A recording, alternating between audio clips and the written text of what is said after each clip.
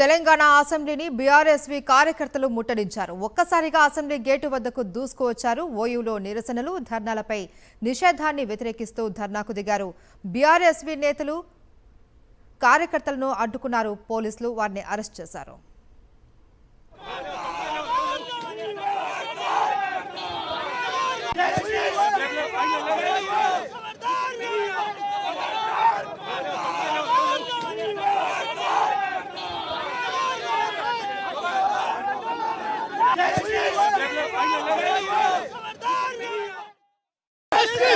ధర్నాలు నిజాలు తెలియకుండా ఈరోజు రేవంత్ రెడ్డి ప్రభుత్వం సరిగ్గా రాజేశారు.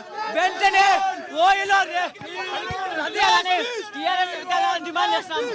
ఈరోజు ఉస్మానియా యూనివర్సిటీని నిర్బంధించడం అనేది 100 సంవత్సరాల చరిత్రలో ఇలా ఒక చీకటి రోజుగా భావిస్తున్నాం.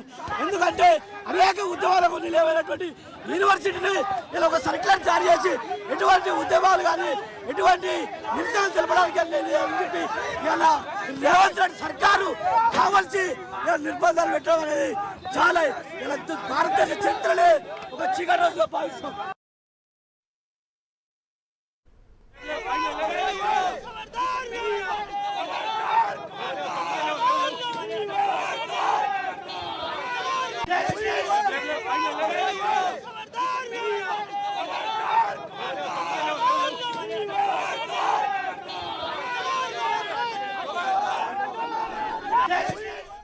తెలంగాణ అసెంబ్లీని బీఆర్ఎస్వి కార్యకర్తలు ముట్టడించారు. ఒక్కసారిగా అసెంబ్లీ గేటు వద్దకు దూసుకొచ్చారు వారంతా కూడా. దీనికి సంబంధించి పూర్తి డీటెయిల్స్ మా ప్రతినిధి సుష్మిత అందిస్తారు.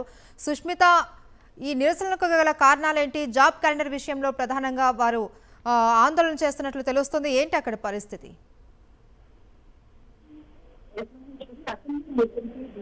కార్యకర్తలు ప్రయత్నించారు. అయితే వెంటనే పోలీసులు వారందరినీ కూడా అదుపులో తీసుకుని పోలీసులు కూడా తెలుస్తోంది. అయితే బీఆర్ఎస్ కార్యకర్తలు ప్రతినిధులు పోలీసులు అరెస్ట్ చేశారు. ఓజీ యూనివర్సిటీలో ఏవైతే నిరసనలు ధర్నాలు చేయడంతో కూడా వ్యతిరేకిస్తూ ధర్నాకు సంబంధించి ఒక నోటీసు ఇవ్వడం జరిగింది. ఆ నోటీసుని ఖండిస్తూ కూడా ఇవాళ బీఆర్ఎస్ కార్యకర్తలు ధర్నా చేస్తున్నట్టు కూడా చెప్తున్నారు. ఈ సర్కులర్ ని ఖచ్చితంగా రద్దు చేయాలంటూ కూడా డిమాండ్ చేస్తున్నట్టు కూడా తెలుస్తుంది. సో మొత్తంగా కూడా చూసుకుంటే ఈ మేరకు ఓయూ యూనివర్సిటీ కూడా రిజిస్టర్ సంబంధించి ఒక సర్వే అయితే